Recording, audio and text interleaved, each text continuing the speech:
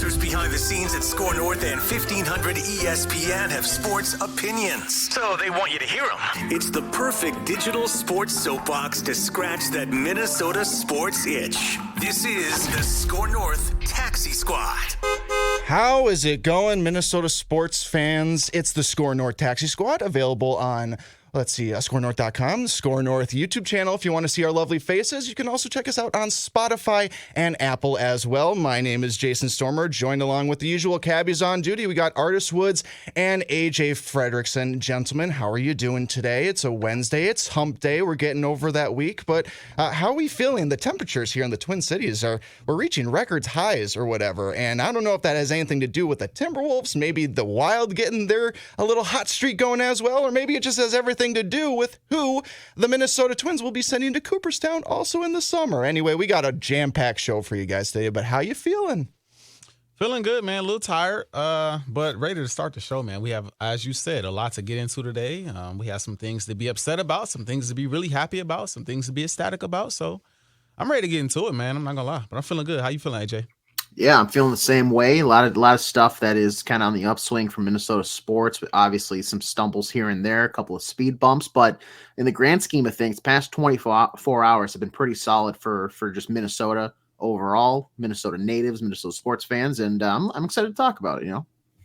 Yeah, as always, and obviously, like, the big story of the past 48 hours here in town was Joe Mauer being elected to the Hall of Fame, and obviously that's a huge story, and we will get into that as the show wraps up, but we're going to start, first of all, with your Minnesota Timberwolves, who currently, as we are recording this podcast on this Wednesday night, are trailing the Washington Wizards, the 7-win Washington Wizards, 59-57 at halftime, and this comes off the heels of a devastating 128-125 loss to the Charlotte Hornets. It was probably the worst game that the Timberwolves had played all season long, and it really kind of derailed a lot of momentum that we'd had for this team, at least for them sitting on top of the Western Conference.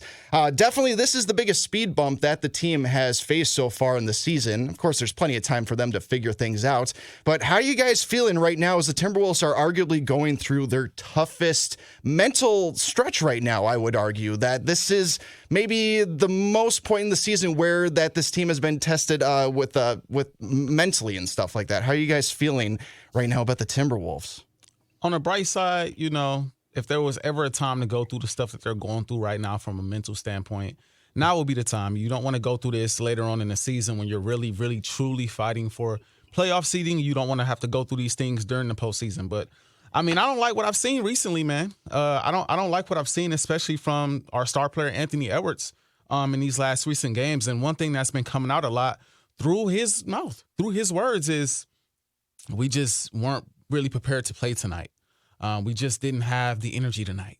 We were just focused on Cat getting a certain amount, 100 points. And it's like, you know, so you go back through the schedule in the recent games, and as I look at them, like literally as I speak right now, and you got multiple games back-to-back where he said that, you know. So you got the Grizz game. They ultimately won that game. But, you know, he came out in the first half and was non-existent almost. The team had to rally behind him like, yo, I forget who it was. I think it was Kyle Anderson who, you know, he said kind of got in him a bit and was like, yo, let's go. Get it. Like, where you at? Like, let's get into it. And he's like, all right. Second half, he came out. He's like, I knew nobody could check me. So, you know, I came out and I started doing – I think that's the game he threw the ball off the glass and came and dunked it. And, you know, just going crazy. All right, you – as a fan, you chalk that up. All right, you know, everybody has a day where it's like, I'm just tired today, right? But then you follow that up and you lose against OKC. You only have 19 points. You're truly kind of, in my opinion, non-existent on the offensive side of the ball, especially compared to Shai Gilgeous-Alexander, who finished the game with 33 points. You lose that game by 5 points. These are games that are going to really hurt you down the stretch when it comes to fighting for playoff seeding, because now they just usurped you for first seed in the Western Conference because they beat you other times, and then they just recently beat you. So then there's that. You're coming off of a loss to, at this point, I would almost say a rival, because at this point, they're a young rival in the league to you. Right? He comes out in the media. It's hard to, you know, beat the Thunder when Shai is getting all these type of calls. That's not really what we want to hear. And you had 19 points and Shai had 33.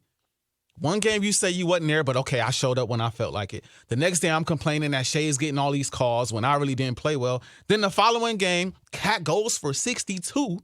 Non-existent in the fourth quarter. You're non-existent all game talking about we trying to get the ball to Cat. These games matter, bro. Mm-hmm.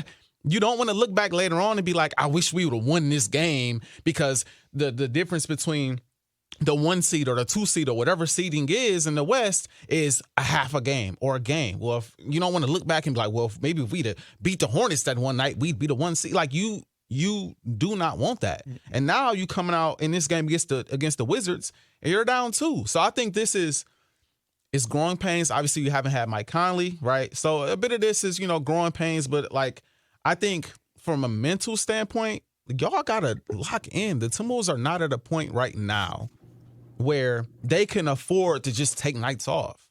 You guys haven't proven anything yet other than you're a really good young team. You're unproven. You haven't gotten out of the first round. You haven't won any championships. You cannot just flip the switch on and off. You have not proven you can do that yet. So don't start now.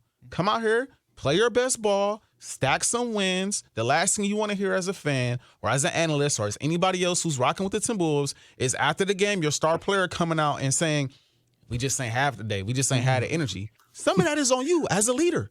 You supposed to make sure y'all have that energy. But y'all take it away. The word that I think, and maybe you said it, but I think was missing from that kind of rant that is on point was immature. Immaturity is what, for me, as somewhat of an outsider looking at it, I don't follow the Wolves as much as either of you guys and maybe some of the other diehard basketball fans in the state. What was looking like the state of hoops is now the state of immaturity, because these past couple of games, especially against the Hornets, Charlotte, why on earth, when you are playing a basketball game, are you watching any other? There's no other games in the world going on right now. There should not be any screen watching, anything of that sort. Why on earth is it coming out reported in The Athletic by John, I believe it's Krasinski, I want to say, that the Wolves at halftime saw that Embiid had like 70 had whatever he had at the half. And then they are back out on the court in the second half asking for updated notifications on where's Embiid at? What's he doing? We want Cat to have a better. What on earth is happening? What on earth is happening? Is that what happens when Mike Conley sits out a game? All of a sudden, Ant and Cat and everybody else just want you guys were I believe they have now fallen out of the first spot in the West now, correct? The tie, but OKC has a tiebreaker for number 1 seed in the West now. Yeah. How on earth is this allowed to happen? Chris Finch, get a hold of your team. And I have said for I've said for the longest time, I think of the 4 major sports, men's sports, basketball, their head coach, it does have an impact, but it has the least impact of any coach and it's baffling to me because you see it with LeBron. I think for a long time with the Heat, the guy that whoever was in the suit there was essentially an empty suit. It's LeBron's team. He's running it right now. Chris Finch needs to reestablish, I am the coach. And I understand you have these X's and O's you want to run and all that stuff, but for a court in a playing field where you're so accessible to your players at all times, they're within earshot of you at all times. How do you not at some point over those 4 quarters pull people aside, call a timeout in the locker room? And apparently he did, but real things and say, guys, cut the crap, play basketball, not this stat padding 2K. Let's see who can get the most points type of basketball. You're not out on the blacktop trying to show out in front of your friends. You are in the National Basketball Association. You're here to win games and win a title. Why are we? Who cares about breaking a franchise record that he already owns? He already owns it. You're not dethroning a guy like KG. You're not pushing aside some other Timberwolves great. You're pushing aside yourself there. And quite literally, you're getting in your own way. Reel this team in. And I, in the comments afterwards, I think are fine, but to me, it's empty because really, if it bothered you that much, you do something about it during the game. And I understand a lot of people are griping, like, there was some missed calls down the stretch. I want to say the NBA like reffing association or whatever said there was like 10 missed calls in the final 2 minutes, 7 of which disadvantaged the Wolves, 3 against the Hornets. Especially I saw the big one against Cat where he drove the lane and, it was clearly a foul. Don't know how, but that would have sent him to the line to like tie the game. Right. Why on earth is the 1 seed in the West needing that call to tie the game against the 9-win Hornets? Shouldn't even be you were up at 13 at one point late. Why are we just 15 in the fourth. Yep. 15 points in the fourth quarter? I want to say put your foot on their throats, but put your foot on their stinger or whatever you want to do. Get the fly swatter out. This is what, as more of a casual Wolves fan, makes it so hard for me to buy in and believe in them. And I understand the hype and everything because it's an unbelievable amount of success that they've had so far this season. I get that. And I want to say that this is like, I'm not saying that they are like done. They're not cooked. Yeah. It's not over. Right. Yeah. But you have to take these past couple of games, these past couple of piss poor performances, and spin that and use it as a stepping stone to say, you know what, guys, we cannot do this anymore. We cannot be this team. This is what past Wolves teams do. We cannot be looking out for ourselves. We have to look out for the collective. We're looking out for the guys up in the 200 section that got off their job working minimum wage, who spent their hard-earned money to come see you tonight to win because they have been through the trenches with this franchise since the con days, just hoping, yearning for something for Minnesota Timberwolves basketball to finally reach that precipice of getting past the first round of the playoffs, hopefully hoisting the Larry O'Brien trophy, not coming out here to see Cat score 62 points and then lose to a single-digit winning team halfway through the season. That cannot be the Minnesota Timberwolves. You have to use this as a turning point for the franchise, for the season, and it has to be a learning point, because if you see this continue, then it's over. I'm willing to tell you right now they're not going to do anything, because this is where like a snowball becomes a avalanche. Yeah. You have to immediately cut that out.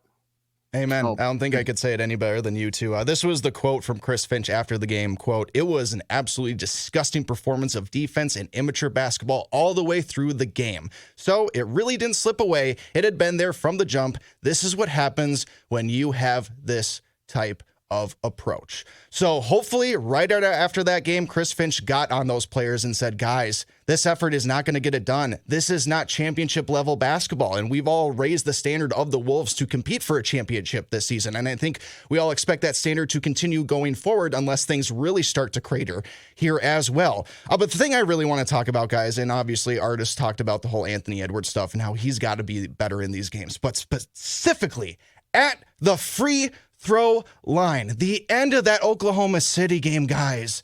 Look, Anthony Edwards is going to be a perennial all-star in this league. I think there's no doubt about that. He is going to get votes from fans and everything like that, and you're going to see him in all those all-star games, get all NBA kind of mentions as well. I think that is guaranteed for his career, but that is guaranteed for all-stars in this league. And what I want Anthony Edwards to be is a superstar. And in order to be a superstar, you have to be clutch in those moments. You have to knock down your free throws. Now, granted, I think like Ant's like a 85% free throw shooter this season, which I think is up from his career numbers so far. But still, it just seemed like that was a definitive moment for Anthony Edwards when you're playing the Oklahoma City Thunder, a top team in the Western Conference, along with you. You had the chance to have that moment and you couldn't make your free throws. And it's not like you're Rudy Gobert at the line. You know what I mean? You're Anthony Edwards. You're more than capable. You need to lock in that moment. I don't know. And look, yeah, stuff like this happens. I get it. But still, we've raised the standard of what we expect from this Wolves team to such a degree that these things just can't happen. And I don't know if losing in that gut-wrenching way to the Thunder set things up for them to fail in Charlotte against the Hornets. Like you guys mentioned, if the reports are real that they were trying to check the Embiid score throughout the game, then that it just shows a complete lack of maturity of this team, like you guys mentioned. And I really, really hope that wasn't the case. And it is a shame because that was an electric first half from Karl Anthony Towns, arguably the best half of basketball he's ever played in his career. And it was so exciting to watch. But as the game continued to go on, you could just tell that the other pieces of the team were not going to be able to pick up the weight. Weren't engaged. Not at all. Like, look, okay, Anthony Edwards had 11 assists in the game, and that's fine and dandy. I want him to have 11 assists in every single game, but not when you're shooting, 3 of 9, 3 of 10, 3 of 11. It was just, and even guys like Jaden McDaniels didn't seem very engaged as well, and Rudy Gobert even only got 6 shots in that game, and Carl, I believe, went 2 for 10 in the fourth quarter. Guys, how many players who have dropped 60 points in a game end up getting benched at the end of a fourth quarter in the same game where they're putting up 60 points? He had to get benched because he was playing that bad in the fourth quarter. By then he already put up his stats and everything, but he was forcing up shots. He was unplayable, and we've seen that time and again from Karl Anthony Towns. And so I don't know if he just got so hot in the first half that everybody else just backed up and said, like, this is Cat's night. This is Cat's night. We don't have to do anything. He's got this. We got this in the bag. But Charlotte just kept it close the entire time, and ultimately they won the ball game. Go ahead. They felt like they could sleepwalk through the game, and that's how they have been treating recently in the last 3 games. Yeah. And I'm just talking the last 3 games. That's how it seems like they've approached these games, with the exception of the Thunder game. But I can make the argument that Anthony Edwards kind of sleepwalked through that game. Mm-hmm. It's like, see, we harp on how great of a player Anthony Edwards is, but you hit it on the head, Jason, and I'll just add to it. There's a difference between great and excellent, or let me rephrase. There's a difference between good and great. Right now, you're playing like a good player. We expect you to be great, and there's no reason why you play the way you have played in these recent games. And the first thing we hear you say in these last 3 games straight is either we weren't engaged, we weren't properly focused, locked in, and this other star player who may end up being a rival to me at some point in my career, if not he's already a rival, another guy at the top, young guy at the top of his game competing with me, is getting all of these fouls and all of these calls, and that's why it's hard to beat them. These are not things that I think for me, that's what I'm focused on. It's about a mindset. Yeah. You could beat all 3 of these teams easily. It's the mindset about how you're approaching these games. Now, I'm confident, and I've been hard on Chris Finch before. I'm confident at this point that after the Grizzlies game, Chris Finch was talking to those guys like, hey, you guys got to focus. Hey, you guys got to get it together. I'm confident he had similar conversations after the Thunder game. At some point, it comes down to the players on the floor. You guys got to take the initiative. You guys got to be who you're supposed to be on the floor. Karl Anthony Towns, an exceptional player, but without diving too deep into it, we know what he is. We know what he is. He just seems like he's just mentally sometimes. I don't know, bro. I'm just gonna leave it at that. I don't know, but we know, but I don't know. You know what I mean? You know what I mean? I know. Like we know, but I don't know. And I say I don't know because I don't want to say it. You know what I mean? We know what he is. Every Minnesota sports fan knows exactly what you just said, even though you didn't say anything at all. Exactly. Like y'all know where y'all know. You know what I'm saying? So I don't know. You know what I mean? I don't want to say it. But at the same time, it's like that's when you count on guys, especially with Mike Conley not in the lineup. You count on guys like Anthony Edwards in this time to step up and play exceptional basketball and lead your team to wins. That should be 3 wins. That should be 3 wins in a row. And coming off of this last game, I keep on checking the score. They should be blowing the Wizards out right now. Nope, they're down by 2. It's a dogfight. I think they just just hit a 3. They're up by 1, but they're still only up by 1 on the Wizards. It's a dogfight. And Mike Conley and he is a massive piece. We see it. He's not a massive an excuse piece. though. It's not an excuse. It's not. I'm just saying he's a massive piece to this team. And missing him from, his play, his perimeter shooting, his playmaking, and from his leadership is obviously a big deal. Yeah. But I don't want to hear. You good? In order for these guys to make a run, there has to be some serious moments of growth. It just has to be. And I think that, in a way, as much as we're harping on how bad this was, it could be a good thing because there are lessons to be learned through this experience. This will not fly later on in the season. It will not fly. It's not flying with me right now, to be honest with you. And the one thing I've heard, too, lately as well is just, this is still kind of a young team. Ant's still kind of young and everything like that. Jaden McDaniel's still kind of young. These guys have been in the league for long enough. I don't want to hear the age argument with the Timberwolves anymore when we got guys in their 3rd and 4th years in the league, at least, and they're core pieces of this team. I know Nas is 24 and Jane's only 23 as well. But I can't hear that argument anymore. If we're seeing young teams like Oklahoma City have that maturity, why can't we? You know what I mean? And they might be even younger than us with Shea, if you combine Shea, Chet, and all their other younger pieces as well. It's not panic time yet. It's not panic time. You lose to the Wizards tonight, we're gonna be damn close to this because again, we talked about this last time we recorded. This is kind of a softer part of the schedule. I think the Wolves actually have one of the softest schedules for the rest of the NBA season, but in this particular window, with getting to play like Detroit and Memphis, even Portland before that, getting to play Charlotte and now Washington, you got Brooklyn and San Antonio after that before you get Oklahoma City again. Though, I mean, including the Washington game tonight, those are 3 must-win games. You got to beat Brooklyn. You got to beat San Antonio. You got to win, 3 straight going into your next Oklahoma City match because that game is going to be in Oklahoma City, and I want this team to send a message to the Thunder if possible. Because OKC been sending a message to us all season. They've been sending a message to the Wolves all season, and I'm not sure they're properly receiving the message. They are another young and up-and-coming team that has shown a bit more maturity. Mm-hmm. And every time they say, for the most part, I don't know the exact record, but I know the last couple times y'all have seen each other, they've taken y'all out. So, this is not something to sneeze at. And they got a lot of young, listen, Anthony Edwards is amazing. Shai Gilgeous-Alexander is a problem. He's good. He's good. They can cancel each other out and make a series real interesting. So, you want home court advantage in that situation if it comes down to that. And when you're in position to be the one seed in your conference, you need to lock in on that. Lock in on that and get that because it plays a massive role come playoff time. But the whole Mike Conley thing brings me to another point because we've talked about potential trade options, and I've been the one guy that's been like, I wouldn't disturb it.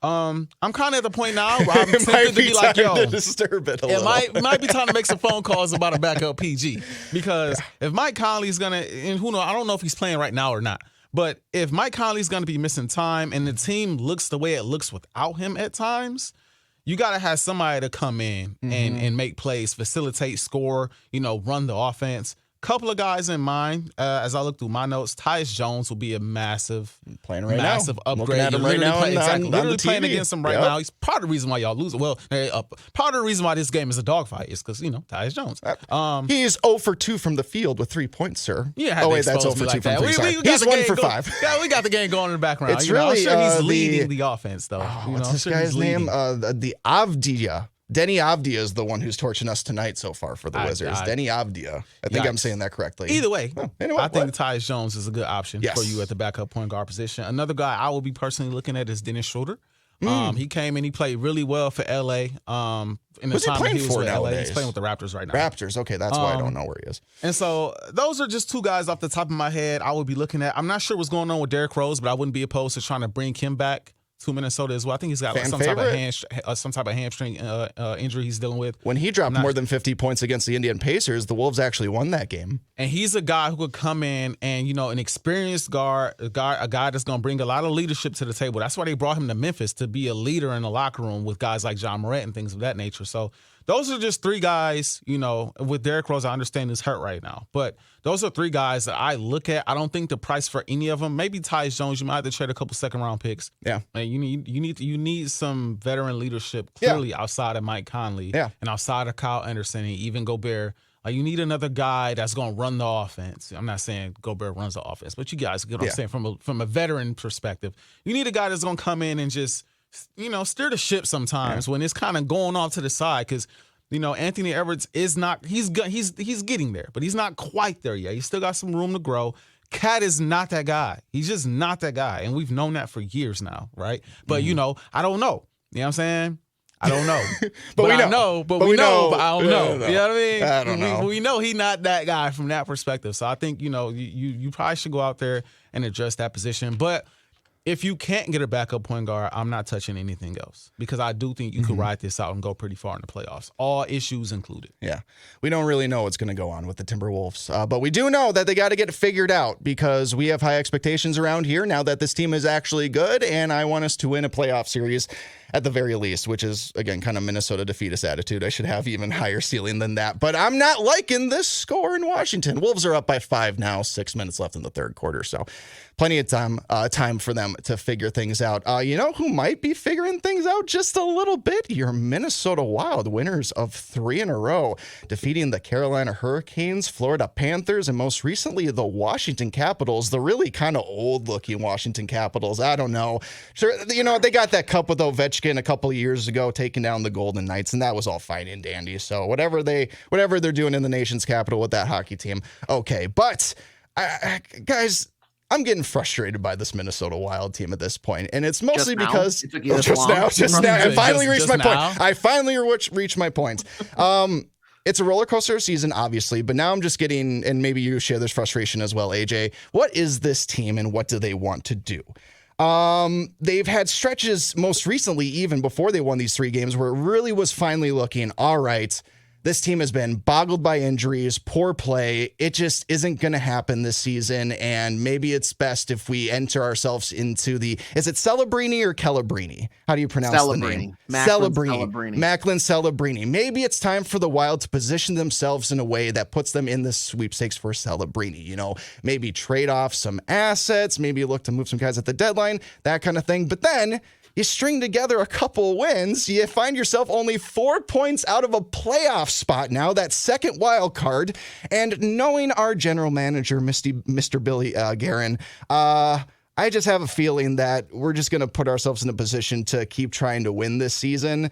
And again, I don't know if even we've reached a point where even if we go on another losing stretch, that position is going to change no matter what. How are you feeling after just what this Wild team is putting us through, AJ? Are you confident that maybe, just maybe, this can propel ourselves to potentially get into the playoffs? Or do you think maybe we should maintain course and really just not, try to make this a awesome season? Let me say this. How to put that. I can answer that question for AJ. He's not feeling good. Let's just put it like he's not happy. I've been seeing a lot of your tweets, AJ. I've been seeing a lot of your tweets just going on rants. You've not been happy, man. And maybe there's time to turn it around. Maybe there's not. I'm the guy just outside looking in. The Wild won't let us decide. It's kind of up in the air right now. But to answer that question for AJ before he goes, he's not happy with the play that they're displaying on the ice. That's take it away, AJ. To answer the question for him, I'll be his translator. He should pay you. I'm tired, guys. I'm tired, boys. This you do a lot. Well, you also do a lot of Judd hockey show recordings too, so you're just exhausted these days. Oh no, not even just like physically, just like mentally and emotionally. This team just it's a roller coaster because. You start as bad as they do. Things aren't looking too hot. They make a coaching change. They win 11 of their next 14 under John Hines. Wow. Hey, we might have just got things back on track. Since then, it's about 500 under John Hines. So things have evened out. But yeah, and the thing is, the Wild have a game against Nashville on Thursday. At home, division rival. Then they host on Hockey Day, Minnesota, the woeful Anaheim Ducks, who are, there's not a lot of teams worse than the Wild this season in the West, but they are one of them and by a long shot. So these are must-win games. After that, they have a 10-day break. The All-Star game is up, and then the NHL implemented a bye week, essentially. They don't call it a bye week, but it's just like a period of rest for every team. That's mandatory. Everybody gets one. I hate it. Just keep playing. Was that hockey. Something they started doing for the Olympics? Was that originated as an Olympic break and they just adopted it into the NHL? I think that was the intention in mind. Okay. Yeah, and they used to have just a stretch where they just didn't play so that people could go do that. Right. But then it just became maybe give them a break, blah, blah, blah type thing. Teams need a rest. But these next 2 games are crucial for the Minnesota Wild season. I think whatever happens, because the trade deadline is, I want to say March 8th. That might be wrong, but to me that sounds correct. But what we've seen in trends over the past few years here is that a lot of teams have been making these trades earlier and earlier, because what it used to be is you get the guy, you trade for him at the deadline. It's a big splash. but then you're kind of having them like mesh and find that chemistry for the remaining part of the season. So you're not really benefiting the rewards of your trade until either the final week-ish or once you get into the playoffs, if it works out. So what they're trying to do now is, and this, I want to say, started with the Pittsburgh Penguins when they started trading like first it was a week, and then it was 2 weeks, then it was 3 weeks. Like they're looking into like Valentine's Day almost is your new deadline-ish, is when people start really picking up trades. To the point where the deadline day, the past couple of seasons have just been woeful, where we're just sitting around the ticker and nothing comes across eventful. So you're going to have to think long and hard if you're Bill Guerin about where the state of the team is. And I think going in on what could potentially now be a 5-game win streak, one against a division rival, another against another Western Conference team, but one that very well could just start doing something. You never know. They do have talent in Anaheim. They're just young and kind of up. Is Zegras even playing right now for them, or is he still hurt? He's still hurt right now. Okay. He's definitely their best player. Yeah. Honestly, you could argue that maybe it's Leo Carlsson, their 4th overall pick from this past season, but just with how good he's looked. But the problem is you're seeing what, and I'll attribute Judd Zulgad with this, is because he coined it pretty perfectly. They're looking so far like what the Vikings did this year. You start very great, and you're like, okay, you know what? This is going to be what we're going to do. We're going to truck through it. We're going to be drafting top 5. You know, that's going to be the reward. Nope. Hey, we're going to rattle off 5 consecutive wins, 4 consecutive wins, get right back in it. Hey, you know, Josh Dobbs is looking good. The Magic's there. We can maybe squeak in. We just got to string together a couple more wins. You know, we might even be able to win the division. Why not? Maybe Josh Dobbs could play on our 4th line for our defense. Do you think maybe? Probably not. Sorry. I'm sorry. No, you're fine. You're fine. Cheap shot. Then they, then just like the Vikings, the Wild kind of, and that was the initial surge under John Hines. Since then, a lot of losses. They've been kind of trailing back in. They got as high as like the 6th pick in the draft, like before lottery stuff could shake things up. And now 3-game win streak. I think they're going to probably win on, if they win on Thursday, they absolutely win, I think, on Saturday. It's frustrating because you're stuck in this route of, I don't think right now, and I don't think anybody can else put a solid argument together that this team is built and has the personnel to make the playoffs, nor do they have like the cap space. They're missing their captain, Jared Spurgeon, on LTIR for the rest of the season, done for the year. They don't really, and I don't think making like a huge splash trade fixes anything here. You have Marc-Andre Fleury out now with an upper body injury. My guess is something concussion related, or he's had a couple in his career already. They don't have a timetable on that. So do you expect him to come back in a week or two? And if he does return sooner than later, that can be re-aggravated if he plays an acrobatic style of hockey. He puts himself in the chaos. All it takes is, you know, a 100-mile-per-hour slap shot that just ricochets off somebody and hits him right in the rings his bell. Somebody comes in a little too hard and just crashes the net. He falls back, smacks the back of his head on the ice. You never know with that type of thing. So then do you have a suitable backup with Jesper Wallstedt? He had a terrible NHL debut. That being said, didn't get a lot of help in front of him. None. Those first 4 goals he allowed weren't his fault at all. He had one back off the stanchion, very a la Patrick Kane 2014 kind of style. The first one 5-holed him, but that was called offsides too as well. But if that's the case, if they do have to call up either him or I believe Zach McIntyre has been called up a couple times as well. Zane McIntyre. Sorry, Zane. I would be open to the return of Jesper if he can, just if there's any chance that he can. He's already back up at the club right now. He is already back. Okay, great. Then I want him to get an opportunity to be able to get that Dallas game out, get that taste out of his mouth. Honestly, I thought he was put in a pretty bad situation in the first place to just start that game on the road against Dallas, a team that has absolutely owned you the last several years, including the playoffs. You should have started him. He should have started the next day against. Was it Arizona? Was that the next one? I believe. Yes. And obviously that was an absolute disaster for the Wild, and that could have been, and so that might have also been a bad situation to put him in. But he's got to get up there, and he's got to get some reps. And if there is a chance for him to get that now, that would be ideal. If Fleury can't play, though, that I think would pretty dampen some things, at least in the current success of the Wild, that might ultimately like put them on that trajectory of not making the playoffs. But he also is going to be in the trade rumor mill as well. I've already seen his name get brought up a little bit. I don't think the Wild will move on from Fleury just because, one, he's your only goaltender really at the moment. And obviously Gustafsson can be correct. Yeah. Sorry, Gustafsson. Excuse me. Sorry. Maybe he's in the trade mill as well, except I don't think he will because of the contract extension. Maybe Fleury will be. Maybe Fleury will be too. But I just don't see Fleury at this point in his career wanting to uproot himself. He's already talked about how much he wants to retire with the Minnesota Wild and everything like that. And you know what? There's still encouraging signs right now. AJ. Marcus Johansson is playing out of his mind right now. He's been great. Joel Eriksson, Ek, and Kirill Kaprizov had awesome weeks. Hat trick by Kaprizov as well. And then Brock Faber just continues to do awesome Brock Faber things. He's probably not going to win the Calder. I'm assuming McDavid's going to. Well, actually, will McDavid? I'm getting all the names wrong. You can tell I'm talking hockey.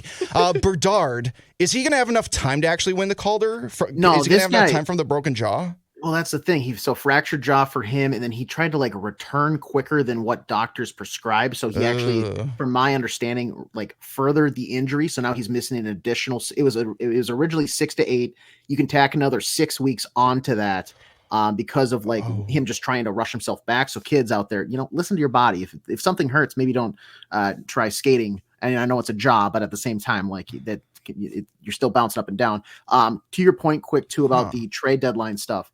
Mm-hmm. So many guys on this team have a no move clause, no trade clause, too. And we did that this off season too, which is a very frustrating thing. So it ties the hands of Bill Guerin almost behind his back because the few guys that don't have something, it's either Joel Eriksson Ek, who I think is nearly unmovable unless you get a king's ransom for him, or it's somebody like a Connor Dewar or Brandon Duhaime who isn't going to really do anything for you. Right. The one guy probably is either a Zach Bogosian, who has been a surprising pickup. It was a kind of a throwaway trade in my mind when they first made it. He's looked very well.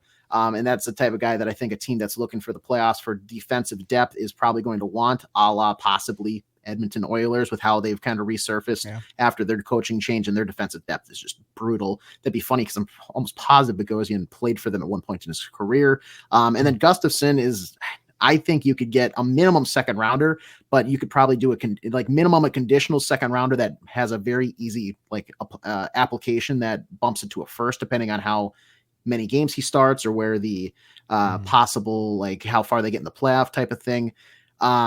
And then, your Brock Faber point, I would love to think that you can actually consider him in the Calder race, because there's going to be an asterisk if he does end up winning it. And I think should be in the conversation.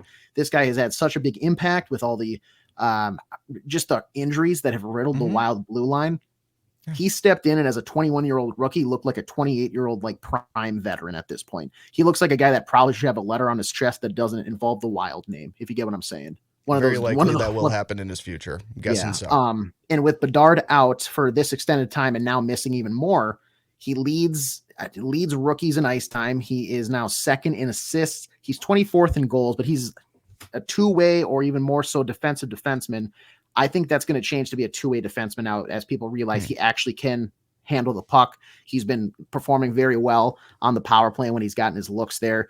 And the guy is just incredible. The guy, he's a monster. I know people are going to say he has 19 or something goals against him while he's on the ice the past, 5 games or whatever. When you're playing over half the game, guess what? On a team that's worse than the opposition, you're going to give up goals. So, take that for what it's worth.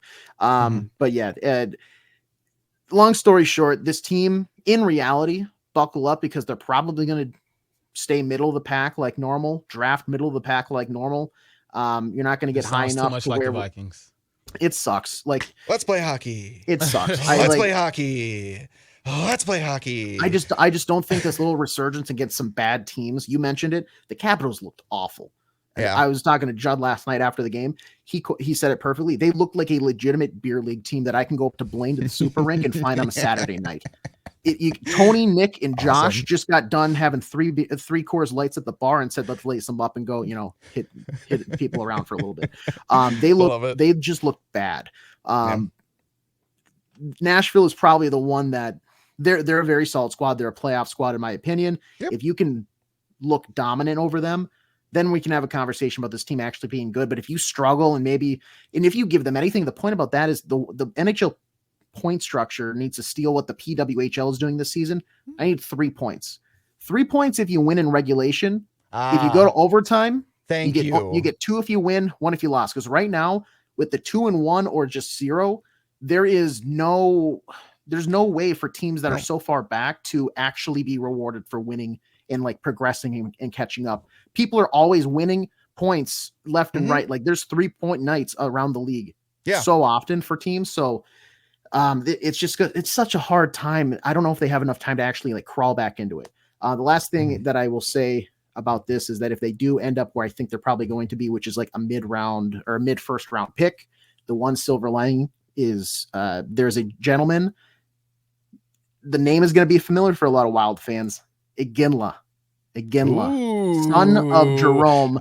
I was about to say a lot of nightmares from that name back in the old Northwest Division days. Yeah, former Wild killer, Calgary Flames legend. Yeah. His eldest son, Tij Iginla, is 17. He's playing with the Kelowna Rockets up in the WHL right now. He's got 55 points in 40 games. For some reason, he's only slotted to be like a 17th overall pick. He's going to be like a mid to late teen pick. He should be higher than that based on the footage I've seen. He plays a hybrid like center wing combo. I think he's probably going to settle at the wing when he makes the jump to the NHL. He looks just like his dad. He looks and plays just like his dad. And that is what wearing number like 12 as well. I actually don't know off the top of my so. head. Right now he's so. 6 foot. He's 6 feet tall. He's expected to grow a little bit still.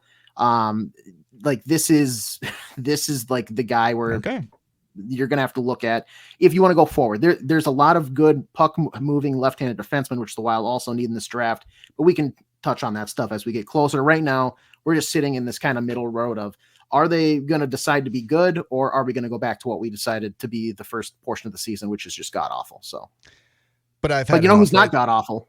Oh, you almost stepped on my touchdown call really quick. I was about to do a write that down prediction, AJ. Oh, sorry. Do that, and then I feel bad. So you take the segue into Hall of Fame talk. But I've still had it with the up and down season. So write this down. Ooh. The Minnesota Wild will finish with exactly 82 points. We're just going to split it halfway down the middle. 82 games, 82 points. I have no idea what direction this team is going to go. And sure, we're going to have a better idea of that after the trade deadline. But I mean, if you think about the players that you'd ideally potentially like to move on from, if your team's not very good, the Ryan Hartmans, the Matt Zuccarellos, maybe even the Marcus Folignos, well, those guys have no move clauses and they're not going anywhere. They're locked up long term. And who knows, maybe they'll be key pieces moving forward for the Wild next season and years to come. But as of right now, I have to make that prediction because I am just stuck in the middle with you with this Minnesota Wild team at the moment. So write that down, 82 points exactly for the Minnesota Wild here in 2023 and 2024. Would you like to do your transition now, AJ? No, I'll let you, because it was not going to be that great. It won't be as smooth anymore. It won't be as smooth anymore. Yeah, okay, all right. Well, sorry for ruining it. All right, the transition, I don't really have one. Shout out to Joe Mauer. Okay, that's good enough. There you go. That's good enough. First ballot Hall of Famer. That's good enough. Yeah, as you can see, I'm rocking my Twins cap and my Star Wars themed pullover sweatshirt that they gave out on Star Wars night at the Twins game. They got the little M logo there, and obviously that's R2-D2. But the bigger deal, obviously, is Joe Mauer being elected to the Baseball Hall of Fame. First ballot Hall of Fame as well. And guys, grew up watching Joe Mauer, had season tickets for the Twins, watched a good chunk of his career. And the first thing that really popped in my mind when, I found out the news about this. And frankly, with nowadays, with how Hall of Fame ballots are submitted, we actually have been tracking this for a long time. You need 75% of the ballot to go your way to get elected to the Hall of Fame. But now online, you can see trackers of this weeks in advance. So we'd been keeping an eye on Joe's progress for several weeks now, and it was always hovering at that 82 mark or so. And I think he ended overall at 76. But anyway, my point is just I've had to take moments of reflection, guys, to really just realize what I saw back in my childhood because, you know, Joe Mauer came up with the Twins back in 2004 up through 2018. So let's see, 2004, I was about 10. I didn't really get into the Twins until about 2006. So 12 years old. And that was Mauer's big season. And, you know, obviously the success of the team, I think maybe put a damper on kind of just at least maybe not national recognition of Joe, because I think it speaks to the national recognition that he was a first ballot Hall of Famer, but at least locally, because Joe was an easy target of criticism. You know, people came after him because he didn't hit for power a ton, especially after 2009. People were wondering about his injury history and everything like that. I mean, I still even get triggered a little bit when I hear the term bilateral leg weakness and so on and so forth. But I never, watching this guy, imagine that I would be seeing a first ballot Hall of Famer. And now I'm just kind of maybe having some revisionist history and just going through all those games that I saw Joe play and just be like, wow, I don't think I really did take for granted what I saw. And you know what? I mean, just listen to these numbers, man. The 2009 AL MVP, a 6-time All-Star, 3-time Gold Glover, 3-time batting champion. And at that point, when he won the batting title in 06, no American League catcher had ever done it. 5 Silver Slugger awards, a career 306 average. And obviously, he's a first ballot Hall of Famer. And when you just extrapolate all that, well, of course he's a Hall of Famer. But because, you know, maybe we all grew up around him because he was Minnesota Joe from here, played for the Twins. Maybe it just was hard to see at the time. And now I think me and other Minnesota Twins fans over the next couple of years are really going to find an appreciation for Joe Mauer that I don't think a lot of us had while he was playing during his career. And it's just mind-boggling. It's so fun. Unfortunately, it's the biggest news of the Twins offseason because they haven't signed a single player in free agency or done a dang thing. They've cut their payroll. We don't know what channel the games are going to be on TV. It's kind of a mess over at Target Field. But this obviously is the shining star, the North shining star of the Minnesota Twins offseason. And frankly, I wasn't expecting this. I don't think a lot of Twins fans were expecting this. But when we saw the ballots coming in and we saw Joe significantly over that 75%, we're like, oh my God, this is actually going to happen. And it's going to be nice now that we're going to see all the criticisms that we heard of Joe Mauer kind of fade away, and we're just going to be able to exalt him. And, you know, athletes are already pedestalized enough, but we're going to be able to hoist him as just what really he represented as a talent, as an athlete, and also as a Minnesota native. He represented our state very well throughout his career. And thank God he didn't go to Florida State to play football. I think he made the right choice sticking with baseball, fellas. Well, I can't say anything better than my bad, AJ. I can't say anything better than what Jason said. He kind of took the numbers right out of my hands. I was going to rattle off some numbers, but it's cool. Sorry. You know, you got it. The only thing he didn't bring up is 1,018 runs, 428 doubles, 30 triples, 143 home runs. Obviously, a successful career. The thing that I think most about, because obviously I am not the baseball guy. I'm not going to try to act like I'm the baseball guy. I'm just going to be real about that. But in this type of situation, you know, I talked to Grant because Joe Mauer was actually here recently. And he did an interview with Grant and the people over at My Talk, if I'm not mistaken. And, you know, Grant is a super Joe Mauer fan and has some things signed and whatnot. And I just asked him, like, this guy is the first ballot Hall of Famer. You know, this guy's obviously a staple in the state, in the city. He's just an electrifying player. What's one thing you could, like, really tell me about him? And he was just like, he's an incredible person. Like, he might be a better person than he is a player, and that's saying something. And that's the type of person you want to root for. A lot of players in that position could be real arrogant. A lot of players in that position could be real stuck up, but he's the complete opposite. What you see is what you get. He's a professional's professional. And I think that's, not knowing a ton about him or a ton about the sport, I think that's what I like most. Outside of the numbers, outside of the things that he's accomplished, he's a guy you could walk up to and say hi. He'll shake your hand, have a conversation, and keep it pushing. And that's great. So shout out to him, first ballot Hall of Famer. Congratulations. Yeah, and three batting titles, only catcher to ever have 3. Like that's crazy, because you don't see that type of, that kind of duality behind the plate. It's either it feels like you are a power hitting catcher and that's kind of it. The defense, you know, you're going to look the other way. And this is a terrible comparison, but I'm just for an example, like a Gary Sanchez, like his prime days with the Yankees, he's mashing the ball, but he's a liability behind the plate. Or you get it the other way around where it's They're very good defensively, and if they pick up some hits here and there and move the order along, it's fine. Joe Mauer, 5 Silver Sluggers, multiple or 3-time Gold Glove winner. It's incredible to think about how good he was, and I think about how smooth that swing was in the final years of the Metrodome. He could hit it all over the park. And that's the thing. And you could argue maybe that hurt him at times, eventually moving to target field because of how that field is kind of built. It's a little, it's not as friendly to the lefty pushing it opposite field as much as if he had just pulled the ball. Which is amazing because they built it to the exact same dimensions as the Metrodome. Yeah. You know what I mean? They even had the baggy in right field. They built target field for Mauer and Morneau, and it just didn't work that way. They got outside and changed everything. So weird. I know. But yeah, on top of that too, now he is the youngest member of the, currently the youngest member of the Hall of Fame. He's not the youngest ever inducted. That was Sandy Koufax, who got inducted at the age of 36. Joe Mauer's 40, but he's bookending it here with, he's 40, the youngest current member of the Hall of Fame. On the other side of that, Willie Mays, who's 92. Like that, right. what company for that? What were we waiting for with that one, And then it's funny to think of the 3 players. Obviously, Jim Leland gets in with the veteran committee, but you had Todd Helton, who is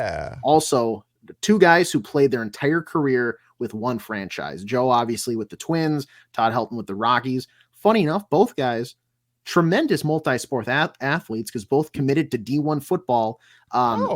Do you know who the quarterback was ahead of Peyton Manning at Tennessee? Todd Helton? Todd Helton started the game prior. I did not know that. Crazy to think. So yeah, and Joe taught Peyton everything he knows. Yeah.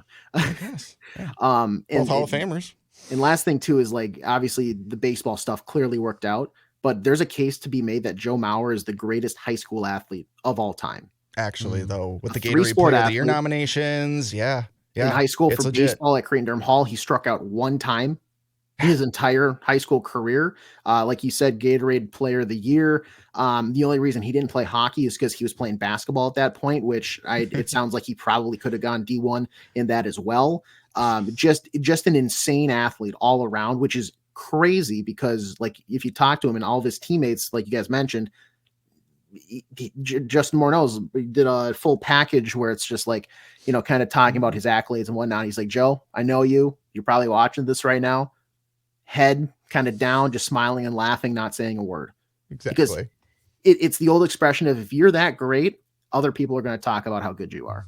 And Joe Mauer takes that. He embodies that. He's not going to go around bragging about, his 444 on base percentage in 2009, which is absurd.